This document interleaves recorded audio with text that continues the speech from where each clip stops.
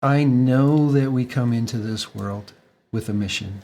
We have a reason. And there are other people waiting for you to live that reason so they can live theirs. And to do that, we did have to forget. And we had to have all these amazing circumstances that bring gifts. And the biggest gifts come from the most scary and sometimes what we feel damaging circumstances, the biggest gifts come from. But those gifts end up working for you into helping you develop a set of gifts and talents that makes you completely unique.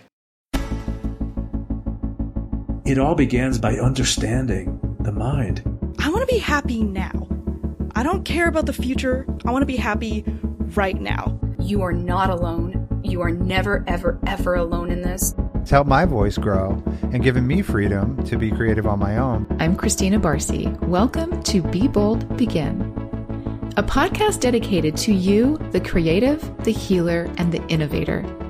The topics and conversations we have here are designed to help you discover what might be getting in your way and offer you tools, techniques, and guidance to move through them. I live in the imposter's body more than I live in my own body. I don't have to feel like I don't deserve this. This is where creativity and healing intersect. If you decide to be bold and begin, you have the opportunity to feel humbled and empowered. I totally believe that. I'm a certified Kaizen Muse creativity coach, a certified Reiki energy healer, and an entrepreneur, artist, and presenter. I will share with you my experiences, my proven tools and techniques that helped me and my clients and loved ones shift and expand in the areas they most desired. This is a gentle and open space where you will hear how others are being bold to encourage you to begin your own journey or expand the one you're on. This is Be Bold Begin. Hi, welcome back. This is Barcy, your host, and I wanted to start today by talking about desires. My guest today says it is his desire to inspire and empower you to find success and happiness by designing and creating a life fueled by your desires. He passionately believes everyone is unique and the creator of their own life. And I must say that I agree, but as we like to explore on this show, I do want to dig into exactly how we might begin that process. And then how do we start to apply it to different parts of our lives that we may feel we need this kind of shift the most in? So I have with me today Vince Kramer, the co-founder of Imagine Miracles, which guides people of all walks of life how to discover, design, and create their miracle life. Vince has an interesting journey in how he began to do this kind of work, which we are going to dive into today. So welcome, Vince. Well, thank you, Barcy. It's so good to be with you. I'm excited to get into kind of the specifics of us truly living the lives that we're meant to live. I love all of that. I think that we all have that potential to discover what parts of ourselves to bring forth in order to do that. So I'm really interested in hearing sort of your version of that and how you discovered it. But before we get into all of it, I think you have a very interesting background as well. And there was some shifts that happened for you. So do you mind sort of telling us a little more about your life pre-Imagine Miracles? Oh, certainly. I'll go back to extremely early in my life. At 5 years old, I told my grandmother that I wanted to help people love themselves so they could love others. And I don't think a 5-year-old really knew what that meant, but I brought it in with me and I remembered it up to that point anyhow. And about the same time, some things started happening in my life with especially let's say, the more influential males. And they were doing their job in making sure that I was going to be a successful male in this world by their definitions. And my grandfather was probably the most influential just because he was the most inaccessible. I wanted everyone to love me and I wanted to be special to everyone. And he was distant. He was, you had to be the best. You had to conquer. You had to take no prisoners in every experience that you had. And I really learned how to be an aggressive male, if you will, from his influence and his rules on life. And I did a really good job of it. I was extremely successful in many different ways throughout my adulthood from his experiences and from his teachings. But my grandmother reminded me on her deathbed when I was 17 that I had told her that at 5 years old. And being the successful male following Grandpa's rules, I quickly forgot what Grandma told me and went on to join the military and be successful there, be successful in Fortune 100 company, really following both my passions of trying to help people through, shall we say, old paradigm self-help, but also flying airplanes in the military and as a commercial airline pilot. And that really was working for me, except every time that I achieved something, there was always something missing. I didn't feel whole. I didn't feel complete in it. But I didn't pay attention until some pretty heavy-duty wake-up calls came into my life to start really forcing me to look for what was important in my life. And thank goodness for a mentor that I had, Jack Canfield, the Chicken Soup for the Soul author. He helped me through several of his programs really uncover what was missing in my life, and it was me. Wow. Thank you for sharing all of that, first of all, because I think a lot of us can relate to that. I have some dominant, inaccessible males in my life as well that became the center of my attention, for lack of a better word. So also a grandfather like that who I didn't get to spend enough time with, but that was what my interactions were like with him. So I relate to you in those ways. I also wanted to join the military in their footsteps too. My mom begged me not to, so I didn't. But yeah, for some reason I identified with that quite a bit. And I've never heard anyone frame it in this perspective of the reality is you just really wanted them to love you. And that's what it boils down to, is we want to be loved and we want to love. So thank you for that, because that's something I can take away with me personally. And I think others can relate to that as well. So I just wanted to acknowledge that before we move forward. All that said, do you mind sharing a little bit what it was besides your grandmother? That's very interesting, by the way. She remembered that and needed to share that with you before she left this realm. Real quickly, did you grow up with your grandparents? Actually, I had interaction with my grandparents on my mother's side most of my life, but didn't live with them. I would say probably 1 weekend a month we would spend with our grandparents. So we had that interaction with them quite a bit, especially through, I would say, the first 12 years of my life. Oh, wow. So yeah, lots of physical connection, I should say. Like you were able to see each other. That's lovely. So the influence makes sense. So your grandmother maybe was the first one to bring that back into your purview and then, continue to live in the patterns that we know. What was the shifting things that, not forced, but brought more into awareness that the thing that was missing was you? Do you mind sharing about that? Oh, certainly. One of the things we share at Imagine Miracles is that we all have these moments of choice, which come from wake-up calls, either conscious ones or crisis ones. So the conscious ones were just me knowing that there had to be something more, that I was living by someone else's rules and still not as happy as I wanted. But I didn't pay attention to them like most of us don't, Barcy. And what happened was I started getting those stronger wake-up calls. And the first one for me was 9/11. I was a pilot at United, actually in management during 9/11 at United Airlines. And one of my friends was one of the pilots that lost his life that day. And I knew that, especially the way people were calling me on the phone and how everybody was coming together in community. I knew that I wanted to live my life more that way. I wanted to be more in community. I wanted to be closer to people. So it was definitely a message that this is how you want to live your life. What are you going to do about it? Unfortunately, I followed Grandpa's rules pretty well. And of course, I would say most pilots, I'm not going to say all, but most can never believe that that would happen to them.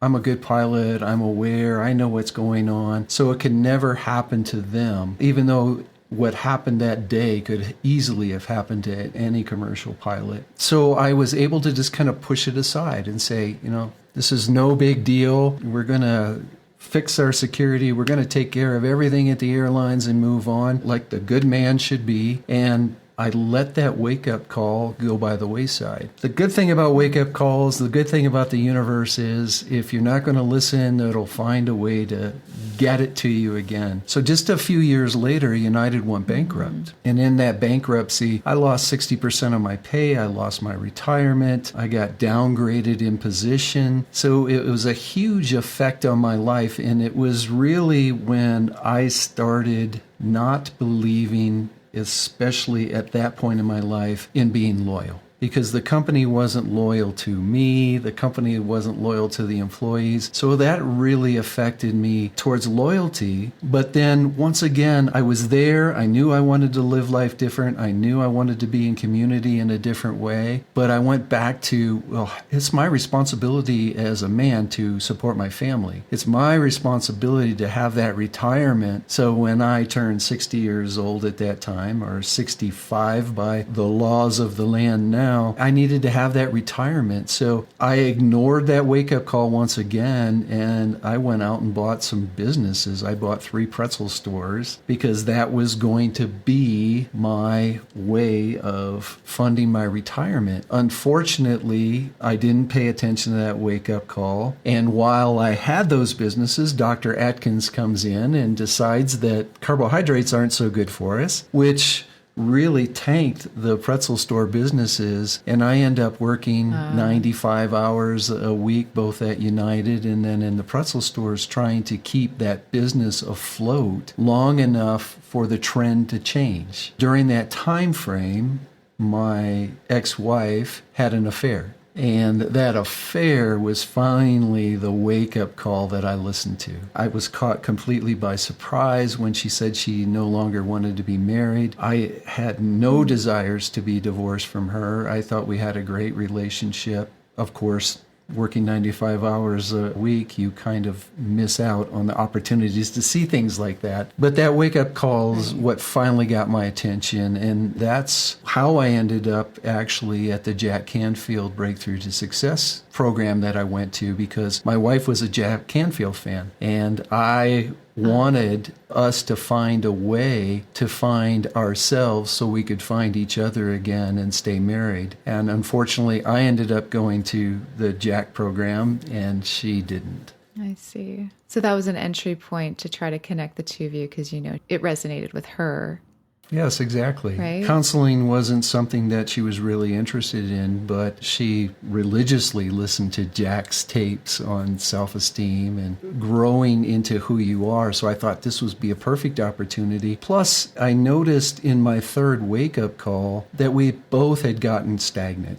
And that stagnance... It takes two. It really pushed me to understand there's got to be more, and you're following all the rules and you're not as happy as you want to be was something that was important. And unfortunately for me, I didn't remember what my grandmother told me for a couple more years. But once I started stepping into that and I had my fourth wake-up call, which came a while later, is when my current wife, Mary, came into my life and started sharing some concepts that before that time, I wouldn't even have listened to. Right. So I'm curious hearing you tell the story in this way where there's a few moments where I'm sensing, maybe regret isn't the right word, but you've used the word unfortunate a few times, where it sounds like that timing was very necessary in order for you to receive Mary's presence in the way that you did and were able to finally start to move into the shift you're hoping for. Do you see it that way, or do you feel like, no, this could have happened sooner? Probably opportunities for it to happen sooner with the different wake-up calls. But in the work that we do, Barcy, I share all the time that when we step into the calling, whatever that is, or when we step into the prompting that we get from the universe, or whatever you want to call it, where we get our promptings, there's times that we're just not quite ready.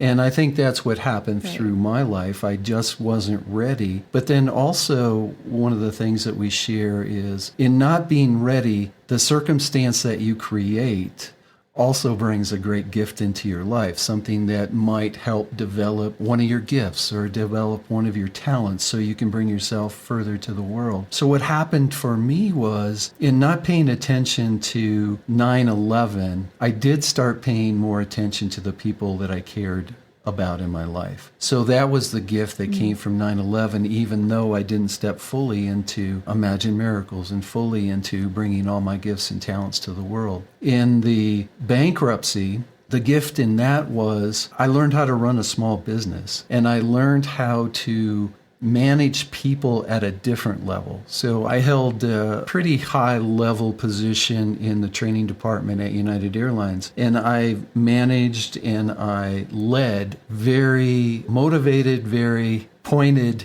people. But when you're running a quick serve restaurant, you get to manage people at a different level. So the gift in that was my ability to run a small business and to see things in a different way from a corporation to a small business. So that was excellent. The gift in the divorce was definitely me learning it was time to move on, and we could either move on together or separately. And it was a joint decision, and the decision was to separate. But what happened through the separation, we stayed close and we cared about each other, which then allowed me to be receptive to Mary coming in my life and me being willing to accept those suggestions that she gave me. Right, which we're going to get into. And that's beautiful, finding the moments of how those times have continued to serve you and the growth that happened each time, because each time you grew from it in some way that you were able to leverage later in bigger ways. So I think it is important to make note of that. So I'm glad that you did. I want to share with you on that because I don't want people to think that we can see the gift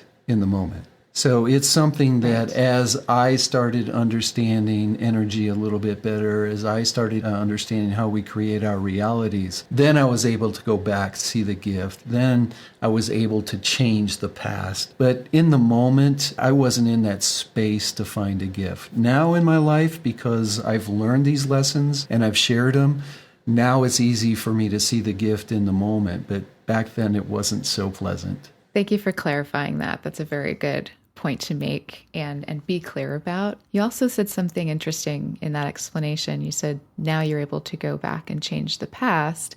Can you share with us what you mean when you say that? The interesting thing about us as human beings and the brain that we have, we hold on to information, we hold on to circumstances in the emotions that we had them. And when we do that, we're storing them in the little file cabinet of our brain, and our belief systems are built around that. Our ego personalities use those to keep us safe, to protect us from moving into the unknown. And what I realized was that once you go back and are able to see things in a different light, now that changes what's in that filing cabinet. And you don't necessarily go back to the pain of it, you go back to the gift of it.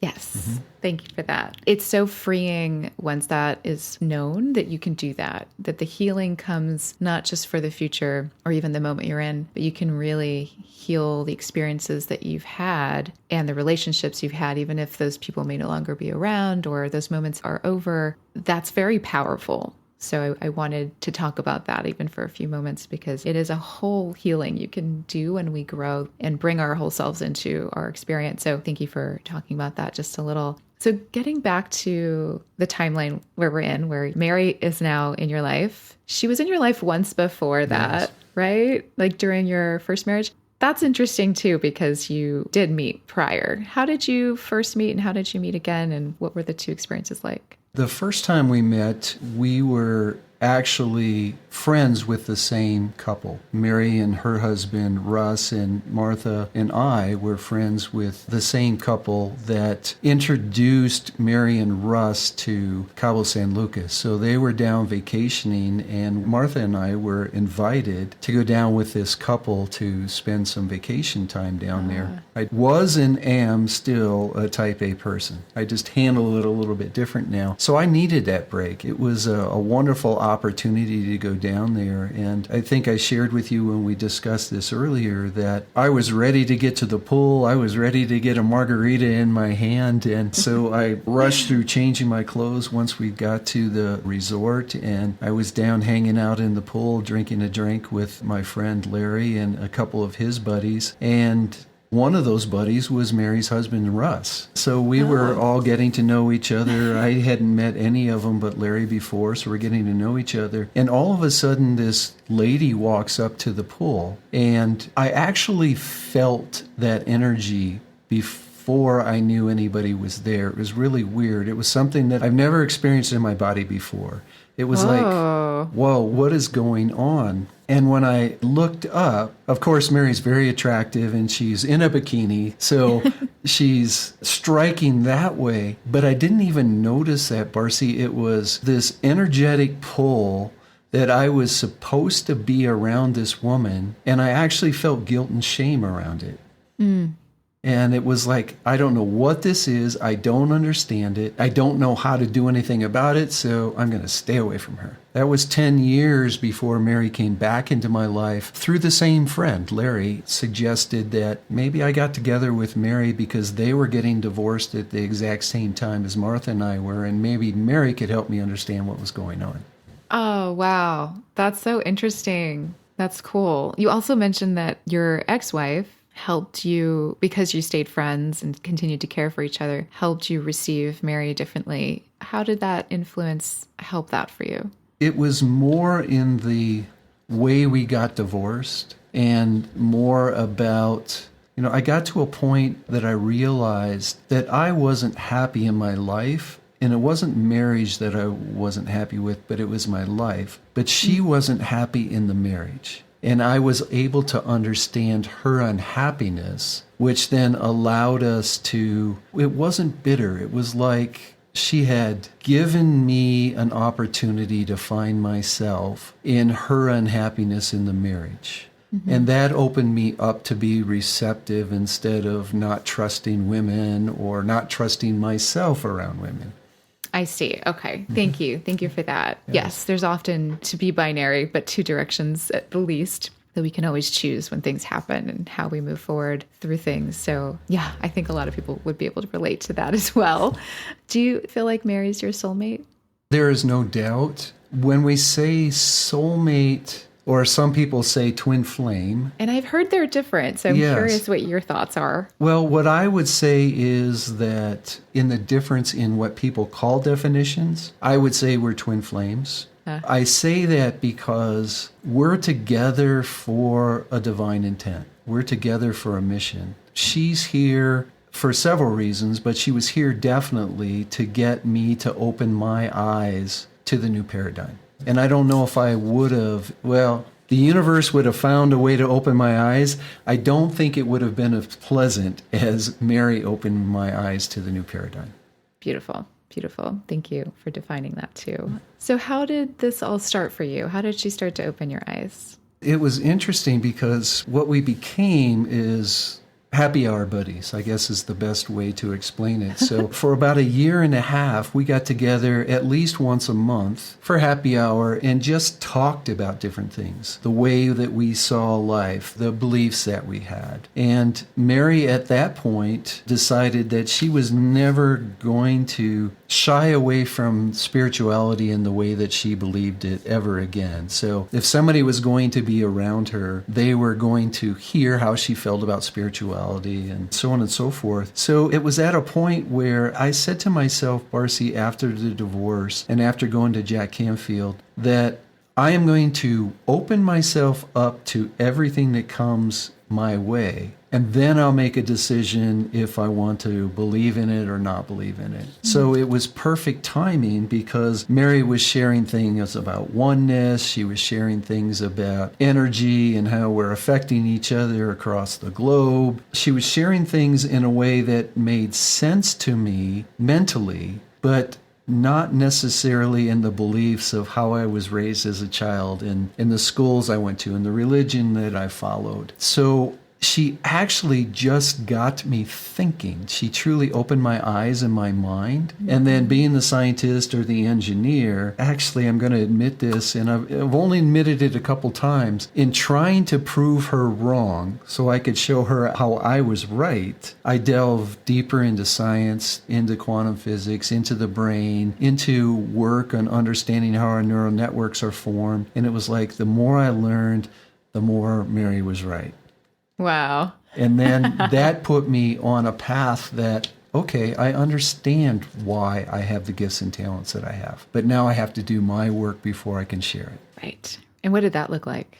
Oh, interesting. Some of the greatest mentors that you could ask for, people like Joe Dispenza and Bruce Lipton, Jack Canfield's work, Debbie Ford's work. We just together, Mary and I, knew that we had this mission. So we started together, how can we learn? How can we grow? How can we start working on our beliefs? How can we start understanding how we've created and why we've created what we've done? I think I read about 100 books in 15, 16 months. Ooh, yeah. I mean, I was just called to delve into this information. And I think where you're going is, where did the rest of the information come from? Is that where we're going? We are getting there. Okay. Yes. I know you took some time to do everything you just started to talk about the books, and the development part is interesting to me too. So I wanted to make sure I asked you about that before we jump into the next chapter. Because I do think the journey and the how are super important, how we get to things and how we make things possible for ourselves. That's why I started there. So with gifts and talents, Barcy, I want to share with you that I am a scientist.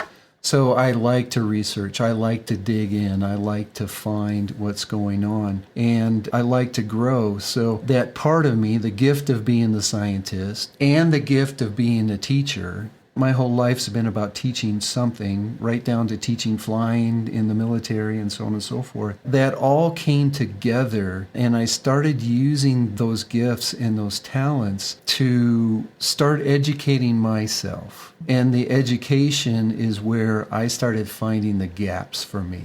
I see. Okay. Thank you for sharing that and clarifying that for us. And I like that you're talking about it in this way because it helps us understand the things we like to do, we can leverage in ways to grow ourselves too. And those are messages, those are tools that we all have. I call them our superpowers. I think we all have a superpower that we can apply and that's unique to us and how we like to do things. So let's go ahead and jump into what happened next, because you were sharing with me in a previous conversation that you couldn't sleep. You were getting a lot of interruptions. So let's talk about that. So let me back up to how it really all came about, that I even learned about our abilities to tap into guidance in the way that it happened. So I was telling you that we signed up for programs and we're looking for opportunities for us to discover ourselves. And we were doing it actually separately. There was times that we did it together. We hadn't gotten married yet. We hadn't even started talking about Imagine Miracles yet at this point. But I signed up for, it was called an Illumination Intensive, and it was by an organization called Warrior Sage. And I signed up for it because it felt right to sign up for. One of those promptings from the universe, from God, from the energies trying to get me to move in the right direction. And I didn't even know what I was signing up for, but what I ended up signing up for was 5 days from 6 o'clock in the morning to midnight answering the question, who am I? In dyads, knees to different people, answering that question. And that's the only question you answered. That's the only conversations you had for 18 hours in 5 days. Wow. Yes, it was truly heavy duty, and thank goodness I didn't know what it was until I got there, because I probably wouldn't have went. So it was definitely something that I didn't need to know what was going on. Yeah. Right before that happened, Mary and I had gone, she was dating someone when we started getting interested in being together, and then I was dating someone when she wasn't. So for like the last 9 months or so, it just didn't work out that, you know, we knew we were being called, but we were in different relationships as we were going through the process. But she called me up and said, you know, I'm up in Aspen right now. I'm with my business partner. I'm with my youngest son. Why don't you come up and join us? And it was like, you know, Mary, I really can't join you. I've got this intensive. The next morning, I got to leave early. And something in her voice was, this might be your last opportunity. Ooh. So I think I was smart enough intuitively to say, okay, yeah, I'll come up. So I drove up there, and, you know, what do they say? What happens in Aspen stays in Aspen, but I'll share it with the group. We had way too many margaritas, and we ended up sleeping together. And after we were intimate, you notice I was careful there on how I presented this.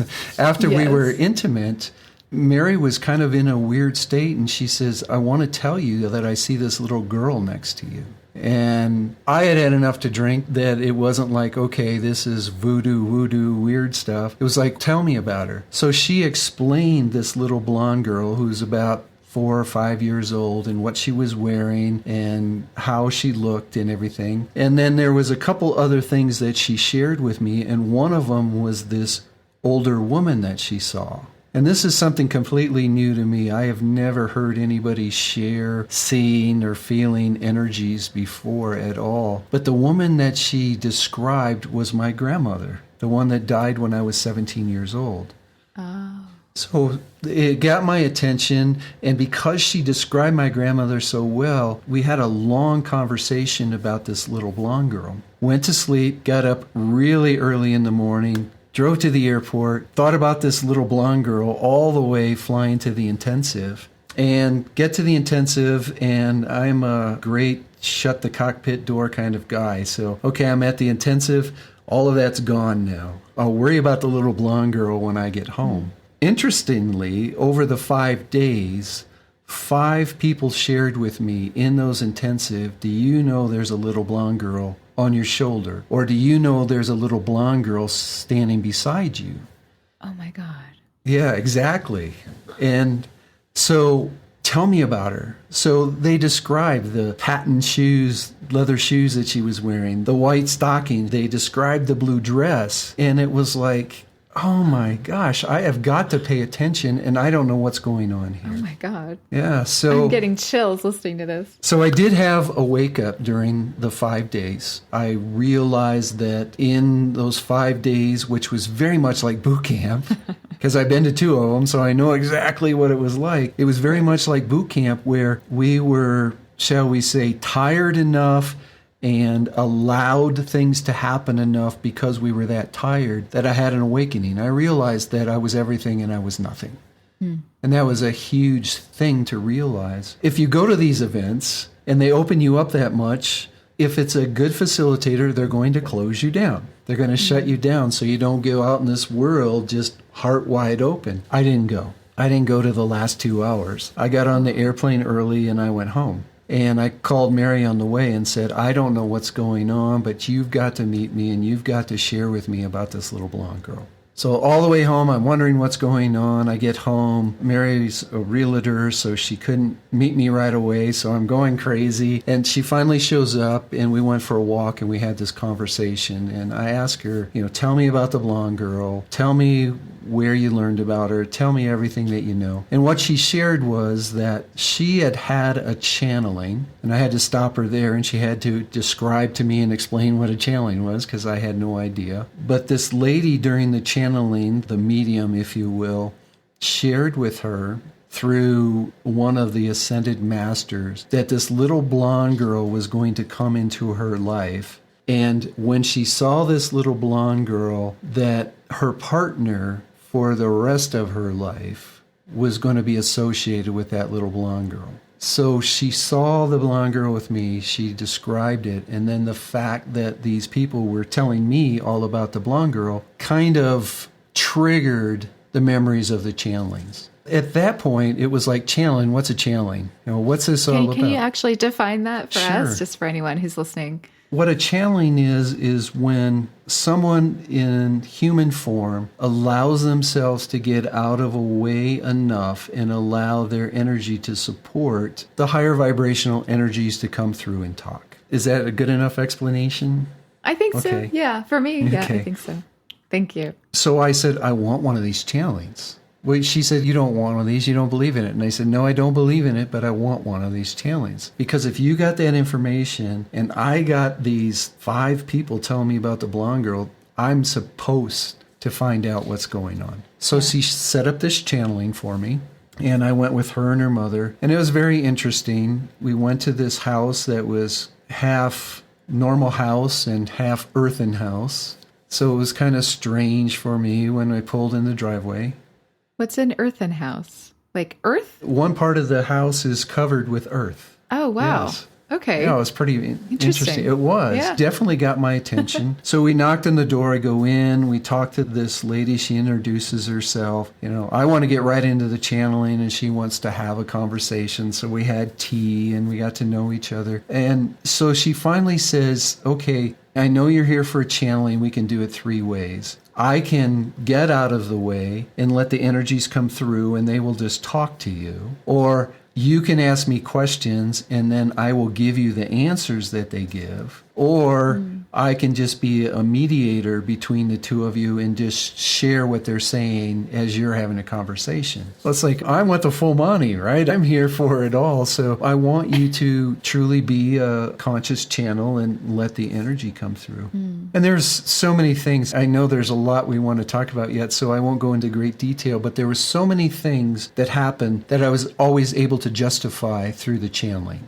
Okay. And so she would say something. First of all, I watched this lady kind of transform as she was bringing the energy in. And I just took it as, wow, she's a great actress. And her voice changed a little bit. Wow, she's a great actress. And some other things that happened, you know, she'd say this and I'd say, oh, okay, I've told Mary that. So Mary shared that with her. So she knew about this situation or that situation. But what happened first was the first energy that came in introduced himself as Archangel Michael. And he pretty much said, I've been trying to get your attention for a long time. You're here to open hearts, and we're going to make that happen type of thing. And shared about why my childhood was the way it was, why I made the decisions that I made, why I got divorced when I did. That was a lot of great information there. Then he says, there's someone else that wants to talk to you. Are you willing? And I said, sure, you know, we're here at this point, let's go.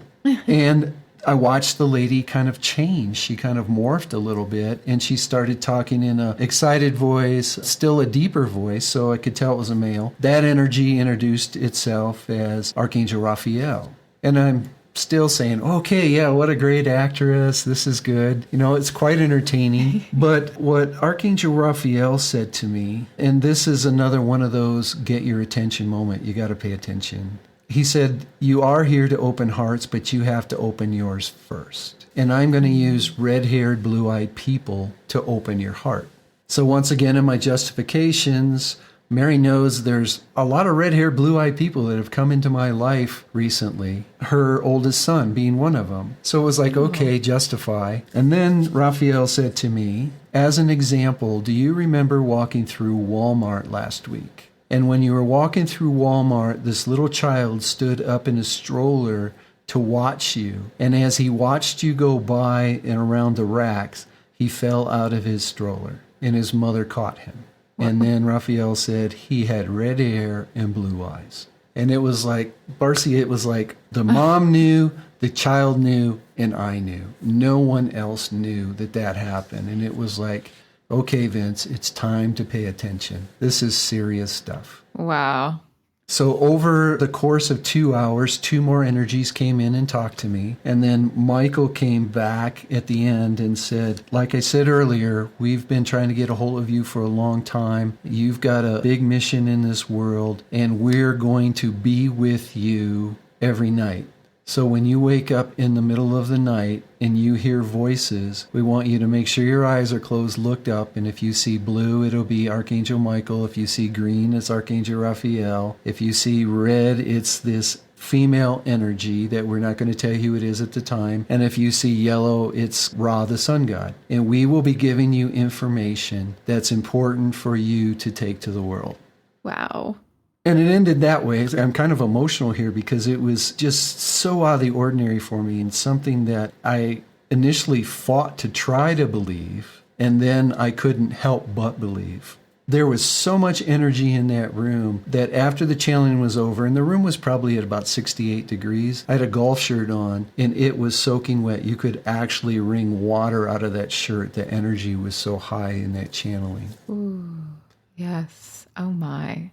And they weren't lying to me. Every single night after that for years, I would wake up with that energy giving me information. Ooh, that's a lot to experience in one sitting for anyone. Especially for a military pilot, college football player, truly a man's man. And now all of this stuff is happening. And it's like, I don't know if I believe it. How is anybody else going to believe it?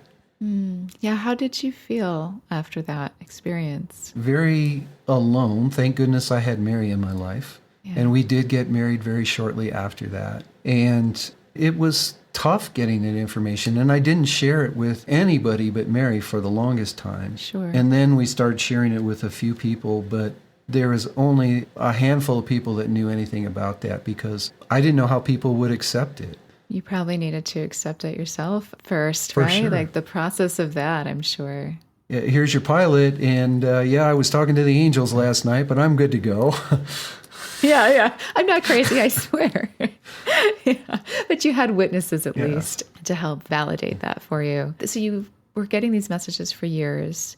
Was it years later that you started to lean into the messages? Well, actually, that was at the time that I really started the process of doing my work, looking at my beliefs, really understanding what energy was, understanding how I could work with energy, how we all work with energy, starting to believe that we bring our mission into the world and we had to forget. All of those things is what I was going through at that point. But what happened was I was waking up at 2 a.m. sometimes and I couldn't get back to sleep. And Mary finally said to me, Vince, you can't do this. You've got hundreds of people you're taking care of that you're responsible for when you go out and fly. You need to be rested. Would you be willing to try to let the energies come through you? Would you be interested in channeling these energies during the day? I could take notes for you, and then you could sleep at night. And you don't have to worry about getting the information and taking the notes yourself. Wow. And I'll be honest with you, Barcy, I wasn't ready for that for about a year. I kept telling her, no, I can't do it. I'll get my naps in. I'll be fine. But I finally got to a point where I realized that when I was flying an all-nighter, I was probably not as alert as I should be. So I said, okay, Mary, I'll do it. I'll try to channel for you. Okay. And how did that first experience go? The first experience was terrible. How long did it take to kind of get into the groove of that? Like, how does that even develop, like, intentionally? Well, what I did was I knew how to self-hypnotize. So... Did you always know how to do that? Or... Well, no, I learned it early in my adulthood.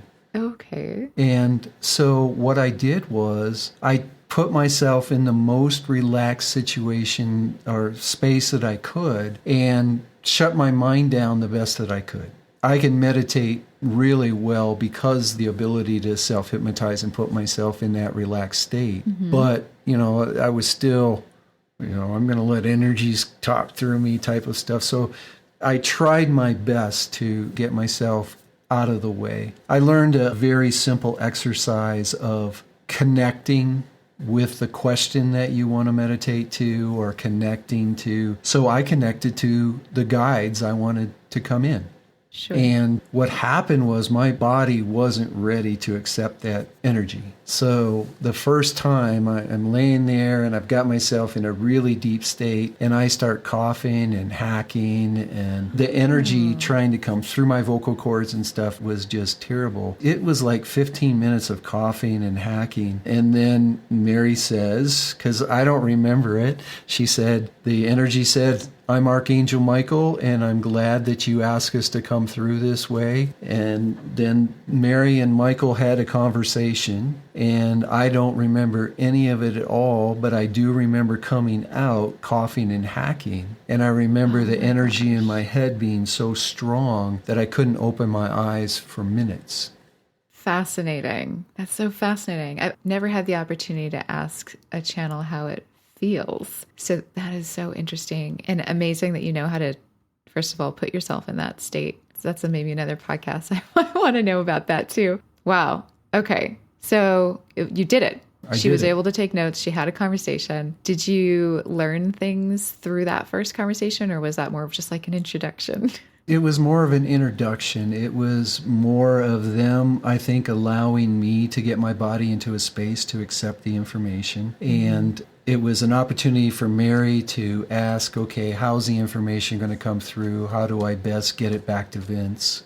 Wow. So now she's facilitating. Yes. Mm-hmm. This is so interesting. Okay. So I don't want to fast forward too far, but now that we have you channeling, is it always a situation where you don't have a memory of it and you need someone there to kind of share with you what the experience was like after? I would say that now, and I've been channeling for 6-7 years now, I would say now that I remember 40% of it. Okay. It depends on how high vibrational the information is that comes through. I know it's in the cells of my body, but it's not like I'm sitting in a chair and listening to it and getting all the information. So I would say I get about 40% of it. We record everything. Mary listens to all the recordings even after she's sat in on a channeling. So I get a lot of my information from her. And what she said was that something will come through in a channeling, and then 4 or 5 days later, I'll say something exactly like it. She shared that she knows I'm getting the information even if I don't remember it. Yes, I think it's how I understand the brain to work, is that you're always getting all of the information, it's whether it's in the conscious mind or not. So that makes sense to me. I would understand that. And the other thing I want to share about retention is, first of all, it took me a long time to be willing to channel for anyone besides Mary. And it took me a long time to be willing to channel, allowing her to ask questions that didn't have to do with the information that was coming through. Because I had channeling experiences after the first one where I could tell that the individual was influencing the answers. I see. Not necessarily giving the answers. The energy was still coming through, but their ways of thinking, their beliefs influenced it. So it took me a long time to channel for anyone else and a longer time for me to channel publicly at all. But when I had another great mentor, her name's Andrea J. Lee. One day we were sitting in this retreat and she asked everybody in the group, when are you going to finally be authentic? And that was the time I needed to hear that question where it was, okay, it's time for me to start thinking about channeling for other people. This is obviously a gift, and we're here to share our gifts, so it's time. But I wouldn't do it until I got agreement with the energies that any time that I was influencing an answer, I would be energetically taken out of the conversation, so I never influenced any of the information that came through. I see. So, okay. There's a lot of information you just shared, which is so fascinating to me. I feel like we could just talk about this for the rest of the time, but I want to make sure we learn how you're leveraging this and using this tool. And I say tool very lightly, just for the sake of the conversation. In what you're doing with Imagine Miracles, how did this all start to work together? Well, I think the first direction that after we started compiling all this information that came in is me realizing through the energies. Well, first of all, let me describe the energy so people know what I'm talking about. We're all energy and we're all a vibration. And there's high vibrations in the universe and low vibrations in the universe. And when I say I'm tapping into the energies, it's truly the higher vibrational frequencies of the energy streams that we all represent too.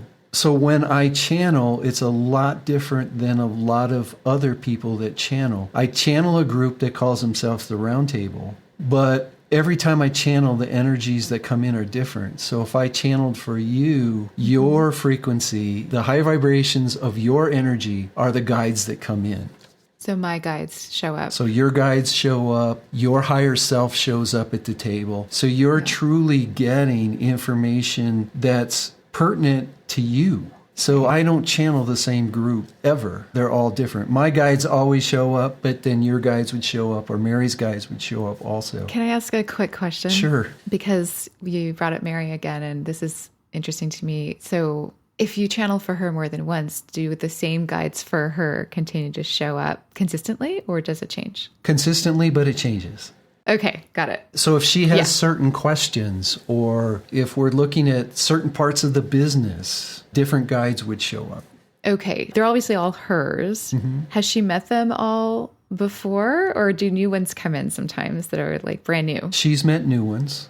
But okay, Mary's a little bit different than most people. Mary's been participating in channelings for a long time. So she's been to probably 35, 40 different channels. So she's talked to her guides along the way. What I've found with people who haven't had those conversations is that the ones closest, the guides closest to their energy, the guides with the closer vibration to where the individual is at the time, so we can hear the message, are the ones that show up. And then as we interesting. raise our vibration, now the higher vibrations can come in. That's fascinating. Okay, cool. Thank you. Thank you for that. Yeah, you bet. But go on. You were in the middle of something. So the first conclusion that I came to as I started doing all this studying and I started getting the information is that we truly knew as an energy we were coming to this earth, and we knew why we were coming, and we knew what we wanted to experience. And we wanted to experience the energy of us at the high vibration and the low vibration and then expand it. But we also came here to live a certain mission. And at Imagine Miracles, we call it our divine intent. It's the intent we came in with. So in that understanding, I wanted to help people find the reason that they came in and why they had to forget they came in with that reason. So what we ended up doing is putting together, trying to find something that people would be interested in, but then to give them the information at a new level, in a new paradigm. So what uncovered for me is purpose. And we all want to know why we're here. We all know, we get the callings, we get the urges, we get the feelings. But what I learned and what I want to share with people is that it's not just our why.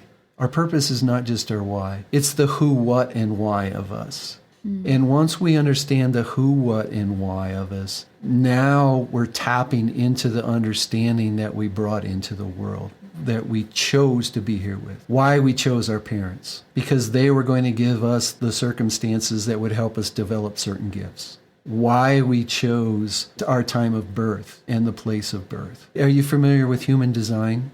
Go ahead and define it for us. I'm not sure. There's some teachings that have been downloaded back in the 80s about how the energy of the universe at our time of birth gave us all these tools to help us live here on earth and to show up in a way that benefits others as well as they benefit themselves. So it's really telling you what those energies were and really how you came into this earth to be supported. That's human design, and that's at a really high level explaining it. But when I started learning about human design, then astrology started to make more sense to me. Why the position of the planets, why the position of the galaxies affected our energy, because we chose that certain time to be here, and those energies are supporting us. So I really moved into that space of understanding that we've got to find out why we're here. And we've got to live it fully, and we can find abundance in living it fully and stop living from Grandpa's rules. Yeah. Wow. So is that the principle behind what Imagine Miracles is? Like helping people do this? It's really helping people transform from the inside out. Okay. It's what it's about. So you said earlier when you shared the intro, you said that we're about discover, creating, and living your miracle life. And that miracle life is the life that you're meant to live. So we define miracle as sharing your gifts and talents in an act of love so other people can share their gifts and talents. That's what we define a miracle as. And so we want you to discover and remember why you came. You already knew, you forgot. Okay, let's remember why you're here and how you're here to show up in the world. And then, okay, now that you know why you're here, let's use the laws of quantum physics, let's use the universal laws to create that life. So that's the second part of Imagine Miracles. But along the way, we got to remember that we can move into the higher frequencies, but we're still three-dimensional beings. So we still have the belief system. We still have the ego personalities. So the second part is not only about how do you create this life that you're here to live, but what can get in the way? And how can you work with that? Because there's a reason that you have your subpersonalities. There's a reason you had your belief system. Let's learn the reason and then decide if we want to change things up a little bit. Oh, okay. Well, one of the scariest things for me is when I hear people say, well, I got to get beyond the ego or I got to get rid of my ego. Because you're not going to get rid of those personalities. They're here for a reason. but let's change their reason. Oh, okay. So let's learn to work with them instead of them protecting us from what they're afraid how we're going to get hurt or we're going to get stepped on. I love that reframe of let's change their reason. I feel the same way when people talk about fear. It's like, I got to get rid of my fear. It's like, well, it's not going to go away. It's not going to stop existing for you as a component of the experience. But changing the reason it's there, I never thought of framing it exactly like that, but that's food for thought for sure. I've done some really heavy ego work with people, and I use several different methods, but one of the things that happened for me as I was doing my ego work and connecting with these ego personalities, they actually gave themselves new titles. So I had a protector that would protect me from me getting too close to people because I was going to get hurt by people. And during the conversations, and we teach people how to have these conversations with their egos. During a conversation one day, that ego personality said, I no longer want you to call me the protector. I'll be your executive assistant, and I'll decide who comes in the door or not. But I'll tell you who they are, and we can choose together. I mean, that's how the ego changed in supporting me instead of holding me back. Wow. Wow. What a beautiful process in helping ourselves get out of our own way so that we can work with ourselves in a productive and supportive way. That's really, really nice to hear it. Just the process being done that way. That resonates. Mm-hmm. That's beautiful. Again, just for definitions, can you help us understand what universal laws are? Maybe give a couple examples. Well, sure. The energy and the universe is based on a series of laws that work together to help us live our existence that we've chosen. And some say there's 7, some say there's 12. But you've heard a lot of them. Cause and effect is a universal law. But the big one out there that everybody's heard of is the law of attraction. Like attracts like. That's what I mean by the universal laws and understanding the aspects of those. But then you also have the science that we're aware of right now. I think it's not going to be long and we're going to go beyond quantum physics. I think our physicists are going to go even beyond quantum physics right now because we have so much available to us to learn more and more. But understanding the observer effect of quantum physics, which is telling us as the observer, we affect reality. Well, that's huge when you're looking at it and thinking about it's the way I look at a circumstance that decides the reality of it. The perspective. So learning how to use the laws of quantum physics also to just look at life in a different way. I don't want anybody up on the blackboard doing all the formulas and everything of physics that you see, but I do want you to think about, I'm attracting that person into my life. So if I'm attracting that person into my life, something about their energy matches my energy. So now can I look at that person and learn more about myself? Mm-hmm. Louise Hay said it really well. If we could all do mirror work and learn about ourselves in the mirror, our existence would be completely different than it is. But we can't. I mean, most people can't even look at themselves in the mirror. We can look and shave or we can put our makeup on, but we can't really even look at ourselves right in the eyes and hold that gaze for a minute. We just can't do it. When I ask a client to just every time you go by a mirror, look in there and say, I love you, it's almost impossible for people. So what did the universe provide us? They provided us all these wonderful people that we attract in because their energy matches us for us to see ourselves in them.